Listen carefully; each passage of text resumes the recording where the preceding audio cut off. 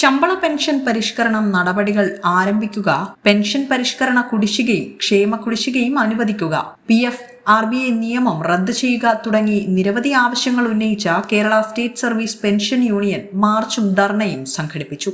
Varkala rural ബ്ലോക്കും town ബ്ലോക്കും സംയുക്തമായി നടത്തിയ ധർണയിൽ നിരവധി പേർ പങ്കെടുത്തു. പ്രക്ഷോഭ പരിപാടിയുടെ ഉദ്ഘാടനം Varkala municipal chairman KM Laji നിർവഹിച്ചു.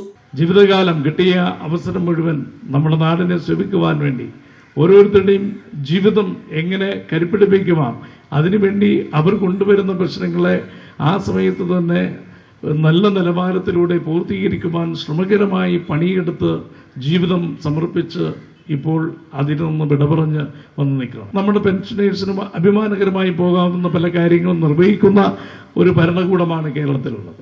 അതുകൊണ്ട് തന്നെയാണ് പലരും ആവശ്യപ്പെടുന്നത്. ഇപ്പോൾ സർവീസിലേക്ക് എൻട്രി ചെയ്യുന്നവർ, ഇപ്പോൾ ജോലി കിട്ടുന്നവർ തന്നെ നമ്മുടെ ഈ കോൺട്രിബ്യൂട്ടറി പെൻഷൻ തന്നെ നിലനിൽക്കുമോ, അത് ഇനിയും വരുമോ, അതാണ് നമുക്ക് ആവശ്യം എന്ന് ആഗ്രഹിക്കുന്ന പുതിയ ജീവനക്കാർ പോലുമുണ്ട്. Varkala block president S. Sujathan അധ്യക്ഷത വഹിച്ച പരിപാടിയിൽ ബ്ലോക്ക് സെക്രട്ടറി തുളസീധരൻ സ്വാഗതം ആശംസിച്ചു. ജില്ലാ പഞ്ചായത്ത് അംഗം V. പ്രിയദർശിനി, യൂണിയൻ സംസ്ഥാന കമ്മിറ്റി അംഗം S. സുധാകരൻ തുടങ്ങിയവർ അഭിവാദ്യം ചെയ്ത് സംസാരിച്ചു. ബ്ലോക്ക് സെക്രട്ടറി SB രാജു, ജില്ലാ സെക്രട്ടറി സിജോവ് സത്യൻ, സംസ്ഥാന കമ്മിറ്റി അംഗങ്ങളായ B. Surendran, V. Sathyarajan, block treasurer B. Ratheesh Kumar തുടങ്ങിയവർ സന്നിഹിതരായി.